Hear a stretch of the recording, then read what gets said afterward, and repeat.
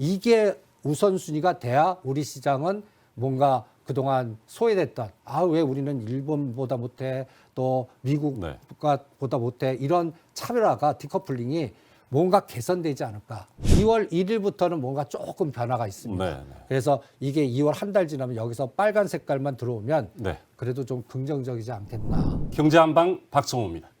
오늘은 실전 투자의 대가이신 이성주 다인경제 대표님 나오셨습니다. 대표님 안녕하십니까? 예, 안녕하세요.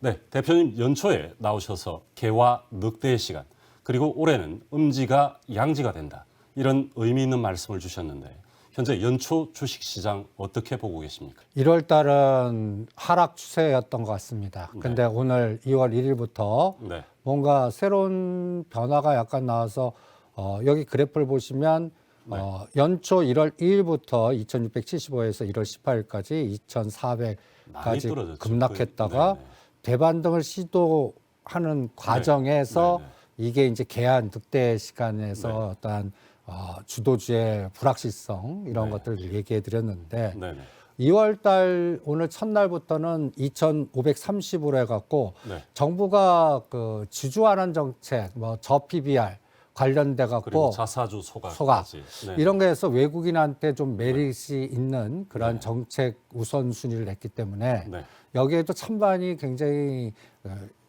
대칭이 많지만 저는 좋은 정책이라고 생각을 합니다. 그래갖고 2월, 3월 달에는 이제 하락 추세에서는 벗어난 것 같고 대신 뭐 추세적 상승은 아직 아닌 것 같고요. 3월 달 그 연준의 금리 결정이 어떻게 되나 확인될 때까지 그냥 지그재그 박스장이 연출이 됐는데 문제는 주도주는 재편이 될 것 같습니다.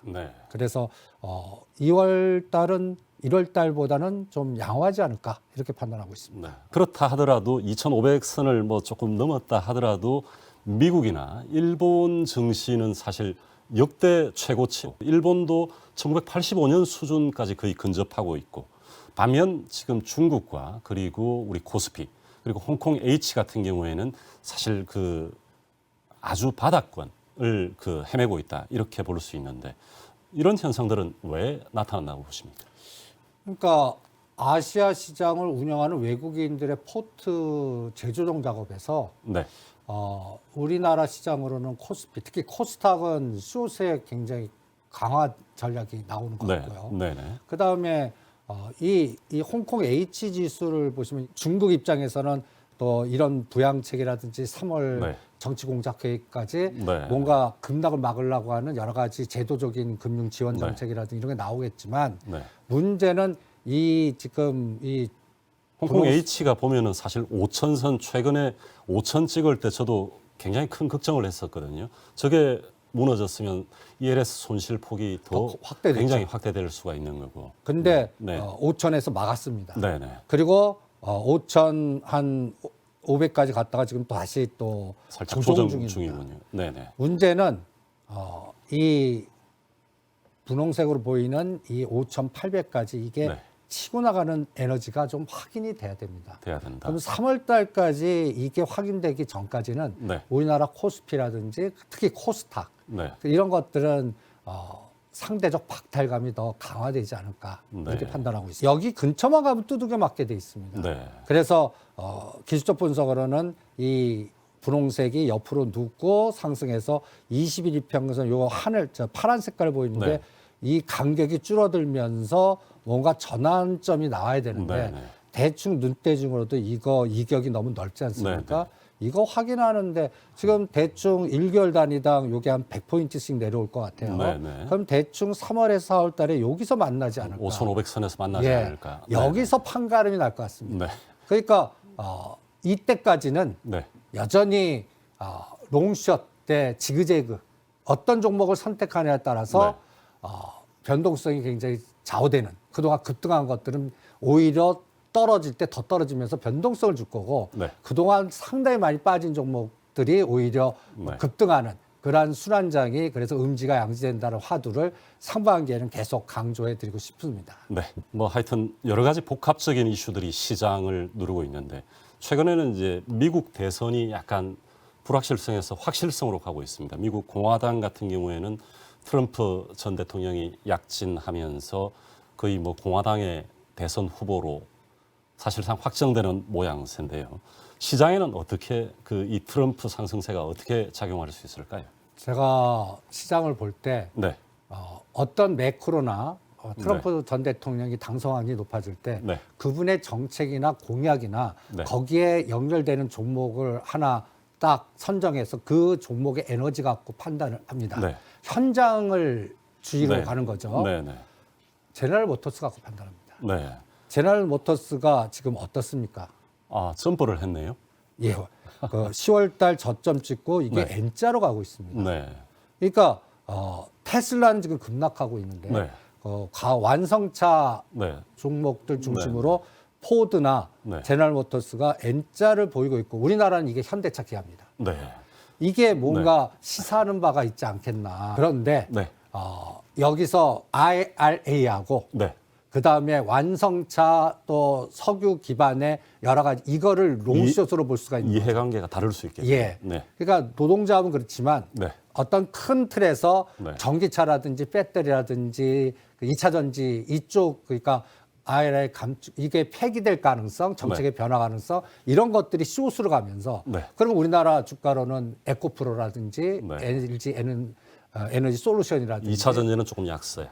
그게 오히려 네. 코스닥 주가를 하락시키면서 네. 네. 추세 하락을 만들고 이 주가를 보시면 작년도 10월 달 저점도 깨고 내려갑니다. 아, 네, 네. 그러니까 이게 추세 하락하니까 이게 코스닥의 시가 1, 2등 종목이거든요. 네, 그렇죠. 그러니까 코스닥 업종 지수는 계속 숏. 네. 그리고 현대차 기아가 상승하면 네. 우리나라는 삼성전자, SK하이닉스, 현대차 기아 이것만 올라가도 네. 지수가 지수는 올라갈 수 있거든요. 네, 네, 네. 그러니까 이런 차이가 네. 저는 트럼프 전 대통령의 그 부상이 네. 정책적 변화를 줄 거고 네. 이게 완성차 부분과 또 하나는 통신주가 강해질 것 같습니다. 네.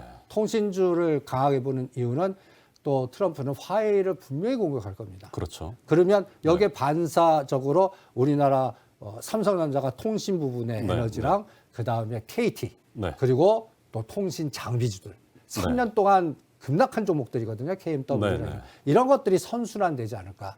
미국 대통령의 11월 5일이지만 네. 이게 6개월 전에 미리 선반영이 되는 선반영 거거든요. 된다. 네. 그러니까 벌써 시장은 똑똑하게 벌써 그 에너지가 트럼프 우위로 지금 벌써 선반영되면서 움직이고 있다. 네. 이렇게 진단해 드리겠습니다. 버라이전 커뮤니케이션. 벌써 시장 완연히 상승세군요. 현장은 네네. 벌써 선반영을 하고 있습니다. 그러면 네. 우리의 여기에 아이디어라면 우리나라는 뒤따라갑니다. 네, 네. 그래서 여기에 통신 장비주라든지 이런 부분이 같이 연계되는지 읽어내시는 게 어떻겠나 이렇게 진단해 드리고 싶네요. 그 2월은 설 연휴까지 겹쳐서 이제 장이 쉬는 날이 늘었는데 글로벌 리스크는 계속 존재하고 있고 2월에는 방금 말씀 주신 말씀도 있지만 총체적으로 2월, 3월은 어떻게 대응하는 게 좋겠습니까? 지금 네. 가장 중요한 부분이 네. 아직까지 외국인이나 금융투자의 추세적인 그 변화는 바뀌지 않았습니다. 아, 네. 이거는 뭐 갖고 볼 수가 있냐면 네. 1월 말까지 네. 1월 2일부터 매매 주체별의 추세적 동향을 보면 알 수가 네. 있습니다. 외국인은 거래소에서는 3조 4천억 정도 매수한 걸로 나오는데요. 근데 네. 여기에 블록딜 2조를 빼보시면 네. 삼성전자 연관해서 네네네. 그걸 빼면 1조 정도 샀습니다. 네.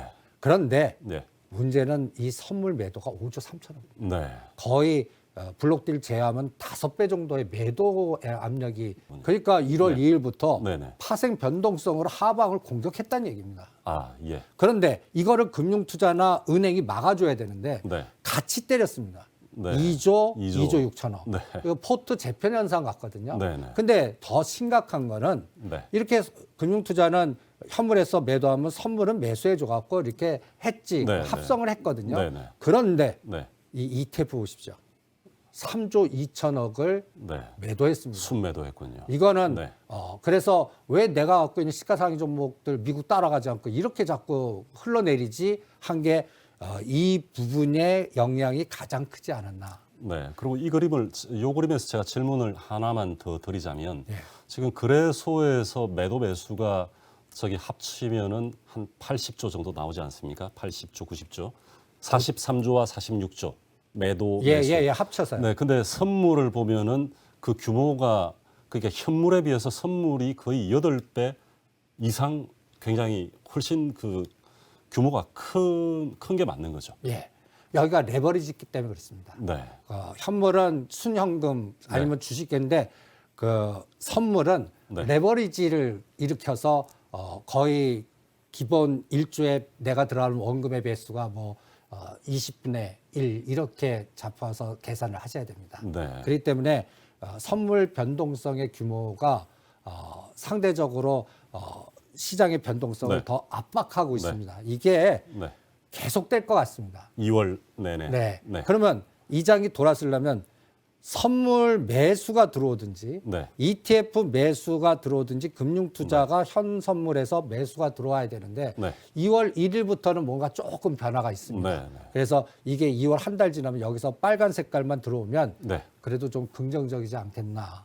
시장은 현장에 보려면 어떤 변동성이 미국이 지금 3월 달에는 금리 동결시키고 하지 인하를 안 할 것 같거든요. 네, 네. 그런데 5월 달은 네. 계속 이게 언제 할 거냐의 그 시기가 있지 않습니까? 네. 그때까지 우리 금융투자나 은행이나 연기금인에서 네. 매도 우위에서 매수 우위로 현장에 수급이 들어와 줘야 됩니다. 네. 이게 우선순위가 돼야 우리 시장은 뭔가 그동안 소외됐던 왜 우리는 일본보다 못해 또 미국보다 못해 이런 차별화가 디커플링이 뭔가 개선되지 않을까.